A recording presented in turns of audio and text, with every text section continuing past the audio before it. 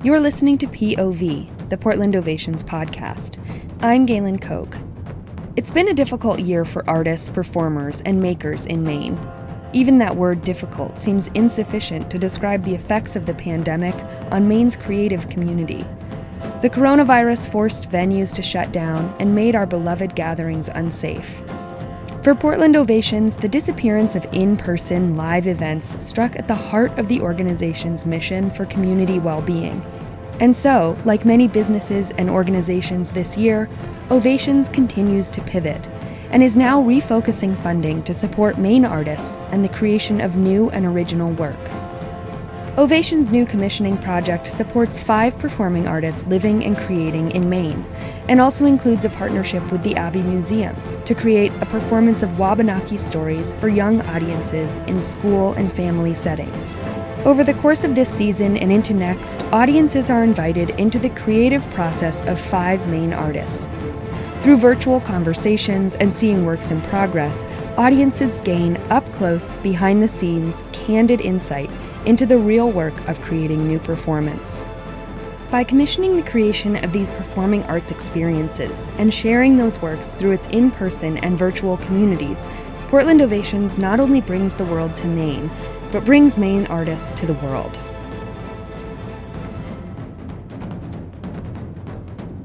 In this episode, we meet Kerem Durdag and Andy Happel.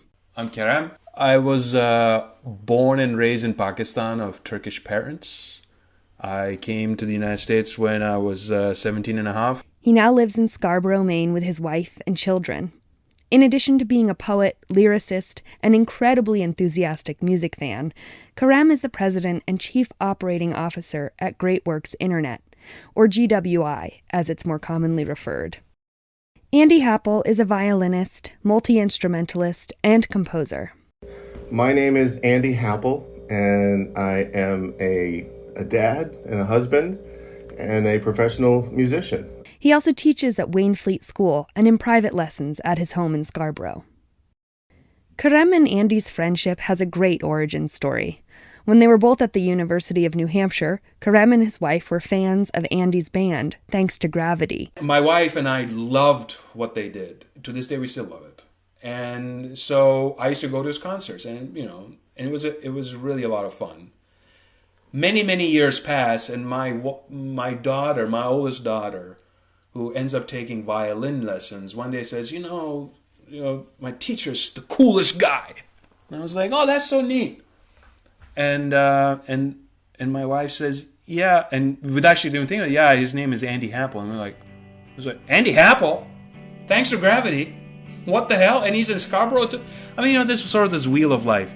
Now, Kerem and Andy describe themselves as best friends. They are also artistic collaborators and co-creating the musical SoulRoar. In this episode, Kerem and Andy tell us about the inspiration for SoulRoar, their creative process, and the impact they hope their work has in Maine and beyond. I've been involved in immigrant issues, activism since I've been in the United States.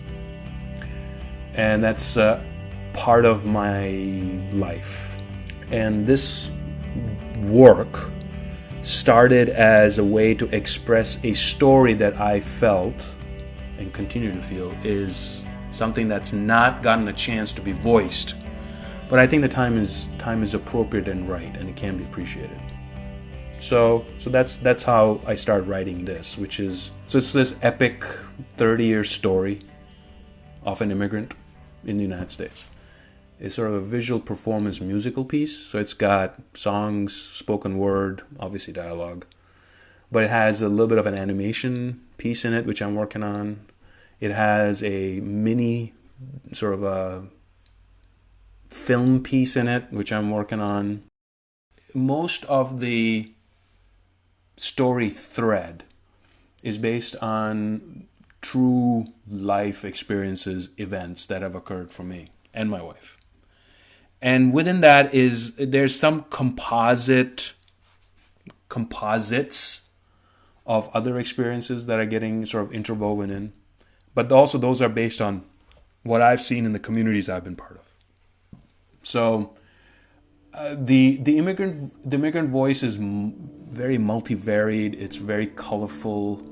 it spans multiple cultures. So I make no assertion that I'm representing all immigrants, but I'm trying to bring to bear a voice that hopefully is a collection of those experiences and voices in a way that's unique, and in a way that's also accessible. So I come from an engineering background. I have a degree in applied physics and a distinction in physics and also distinction in theater. So I did theater in college also, and I started writing in college. In terms of my poetry career, I think that started when I was probably 5 years old, when I started reciting poetry. It's a very natural thing for Pakistanis and Turks to recite poetry. If you're gifted, then you start yammering on about what you come up with, but most of the time you just recite what the great ones have written. So I think it was some combination thereof that I started. The beaches here in Maine is my home. The yard where I chase my kids is my home. The life I've tried to claw and cling is my home. Claw and cling. Claw and cling. Sing and cling. It is in that claw and cling in the singing that life gets made.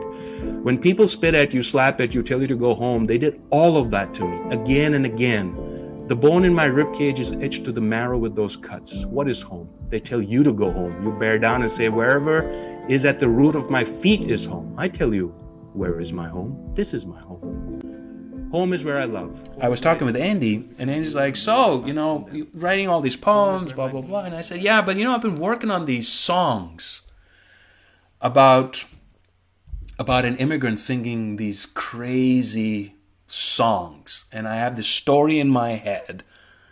And he said, songs? Why don't you show them to me? So I showed them, so I showed him the lyrics. And I think he was thinking that I actually worked out the song. I said, no, I just have the lyrics. And I said, I've got hundreds. He said, hey, I've got some songs to share. And I was like, wow, amazing. And so what that means to me as a songwriter and musician is if someone says they have a song to share, that means a lyric, chords, a melody, like a playable, singable song. But what he really meant was that he had some lyrics to share. And they were from SoulRoar. They're from the musical. And these were inklings of this project that was emerging in his mind. But I didn't know that yet. And I was comforted with the fact that he said, A, they're worthy. Second, that they are true. And so we started noodling. And so the very first one that we looked at was it was called Wildflowers, and it's a great tune. And the first lyric says, "I gather here." And so I looked at that as a songwriter and lyricist, and I just sort of immediately looked for the meter and the feel. I gather wildflowers here. As I looked at that line, I immediately thought, well, I'm not going to say I gather wildflowers here. In other words, I knew just by the fact that the word gather was repeated that it was not going to be an up-tempo tune. And I also knew instinctively, I think, in that moment that it was not going to be a slow tune, because we're not going to say, I gather, right? And so immediately, because that word was repeated, I was just feeling that tempo, I gather wildflowers here. And that sort of spoken word rhythm and syncopation, and then that immediately, and I mean within a second or two, I just grabbed the guitar and played and sung that rhythm. Hear the wind curling around my ears, and waves of whispers washing on my shores. And that is emblematic, or represents the process between us and how it was born and how it continues to be. It's really cool. It's a different kind of collaboration than others that I've had, certainly, and it's very special. Horizons melting for the work in progress, I hope to share 4 or 5 songs. I hope that people leave that event really understanding what the project is.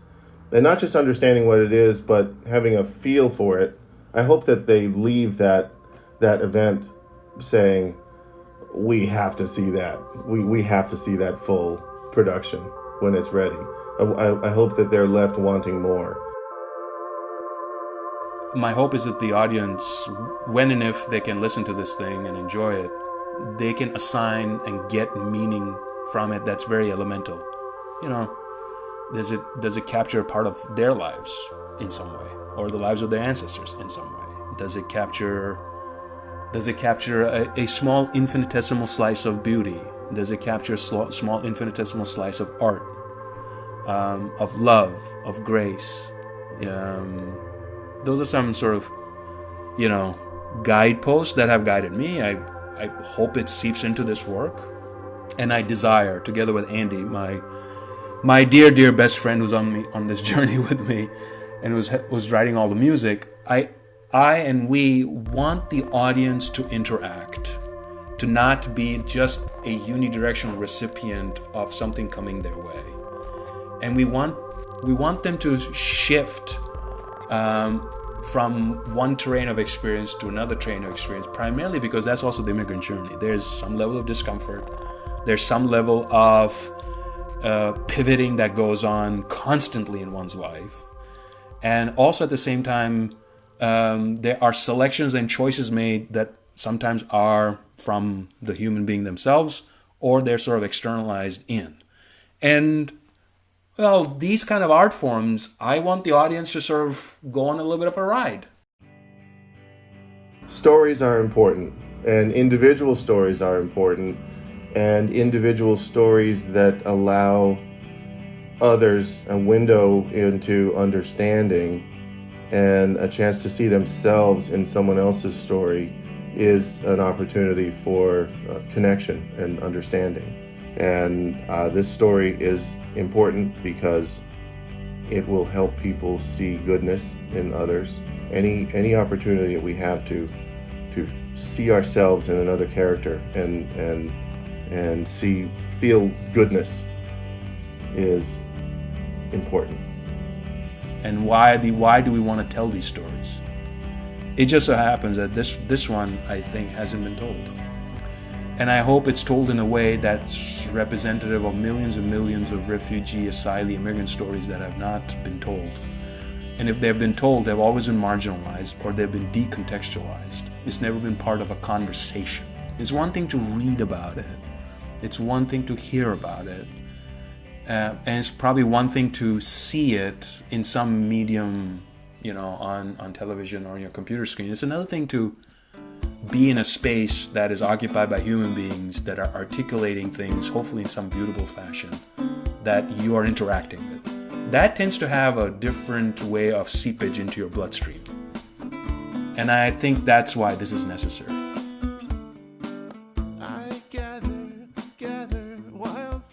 Thank you for listening to POV from Portland Ovations. This episode was produced by me, Galen Koch. Special thanks to Kerem Durdag and Andy Happel for sharing their experiences of art making. Stay tuned for more episodes from the Maine-based performing artists in Ovations Commissioning Project. Playwright and sexual trafficking survivor advocate Dee Clark, musician Samuel James, and dance artist Riley Watts. The new works created over the first 6 months of 2021 will be seen in work-in-progress presentations every Tuesday at 4 p.m., beginning April 27th through May 25th. And then presented live as part of Ovations 2021 to 2022 and 2022 to 2023 seasons. Premieres will include staged readings, storytelling presentations, concerts, and immersive experiences. And of course, you can tune in and hear about those projects here on POV. Ovations POV is produced in part with generous support from a major project grant from the Maine Humanities Council, which receives funding from the National Endowment for the Humanities.